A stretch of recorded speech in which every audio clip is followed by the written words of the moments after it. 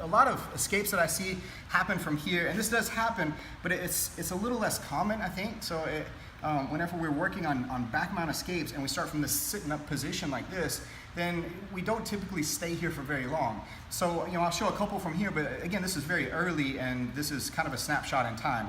So the first thing that I would want to do if I was able to stay seated like this is I don't want him to be able to get his hands around me at all. If I stay forward like this, then it's going to make it difficult for him to get a hold of me and pull me back.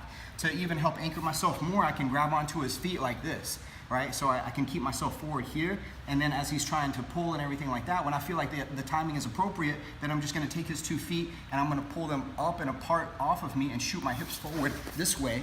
So it's kind of like shoot myself here forward, and then I'm going to turn back and face, and so now we're in a scramble. We're at an even position. Again, getting to an even position from such a bad position is a big upgrade. When you keep in mind that anything that you do from back mount, any position you get to out of that is pretty much an upgrade as long as you're not caught in a submission. So again, here, like this, if I can be early on this one here, I just stay leaning forward, I hold onto his feet so he's having trouble getting me like this, and then I pull the feet up and open, I scoop myself forward, and then I turn and I scramble and face back. If I was a little bit later and maybe, I'm defending here, so a good idea, I think, you can go different kind of configurations about how you want to defend, but the biggest thing is that you seal the space and you keep your chin tucked. So I like to do the crossed hands here with my chin down like this, right? So whenever we get here, even if he is kind of fishing around me like this, I still consider this a fairly early escape. And if you watch what I do here, and my feet, my legs are open, if I turn my knees up, look what it does to his feet, how it raises his feet up like this. Once his feet are raised here, then I'm gonna dig my heels in, I'm gonna scoop my butt toward my heels this way, right? And once I scoot like that, now there's a lot of tension here. If I just straighten my leg, his leg tends to come off like that. Once I remove that hook, I turn and face this hook over here, drop my elbow to the inside, and he almost always has to post on this arm, so I'm already reaching for that arm as I turn over like this to grab, and then I'm gonna drive my head in so I can get kind of to a side control and already be past his legs.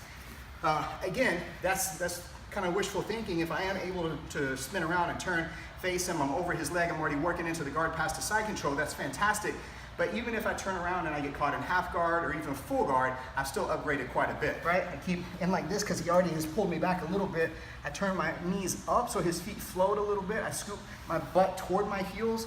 I get that leg off of me, bring this one back up, turn around, face, grab the arm, drive my head in, and reposition out, trying to go to side control from there. So if I do have trouble here like this, once I get this one removed, and this leg, I don't feel like I can get underneath it, if this is sticking out far enough, I can use this foot here to help pick it up like this, and then with both arms come underneath, I turn and I can pass that leg like that. Okay? So one more time on this one. This is for whenever I have enough of this leg sticking out. After this one here, so I'm guarding, I scoot forward, I remove the first hook, I pull my foot in underneath his ankle, I'm gonna lift that up, dive both my hands underneath his leg, and then I'm gonna shoot this one like I'm swimming, so that I already go into the pass, like that. Okay? So that one's a little opportunistic if I see the leg sticking out like that and I can pull my foot underneath there like that. It's just something that if I'm ready for it, it makes for a nice built-in pass at the end of the escape.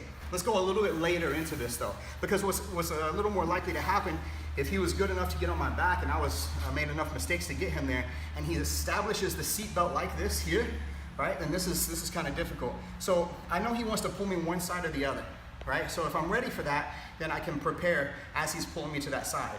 So if he pulls me to this side, the choke is ready to go. If he pulls me to this side over here, he has a little bit of work to do.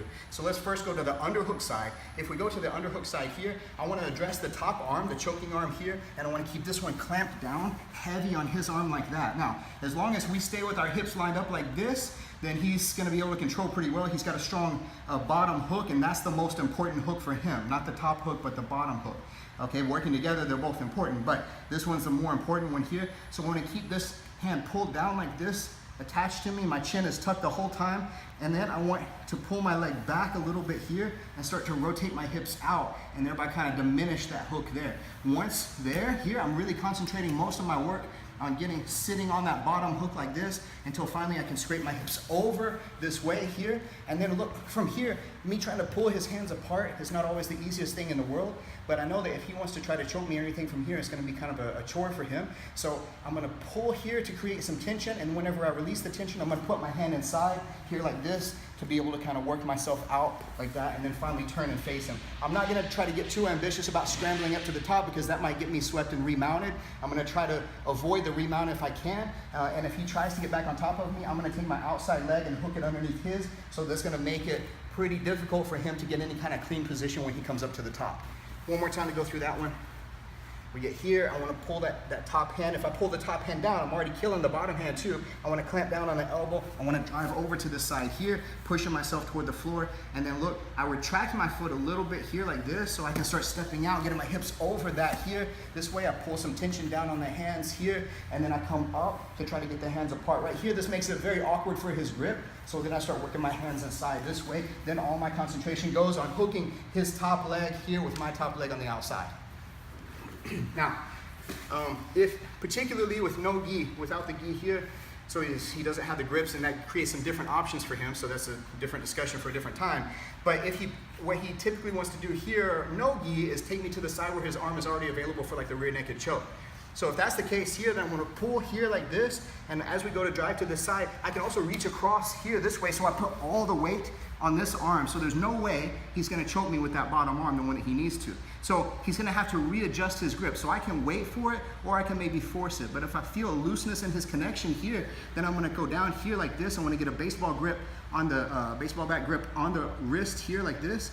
And then I wanna start walking out here, take this to the other side of me here, act like I'm gonna break it across my neck here, but I'm not going to, that's weird. And then I start walking my way out again until I'm sideways like this. So I change the angle, I'm not lined up with him any longer, I'm perpendicular to him. Once this is over here, I don't need to concentrate as much on this arm any longer. I can go down and concentrate here, this way.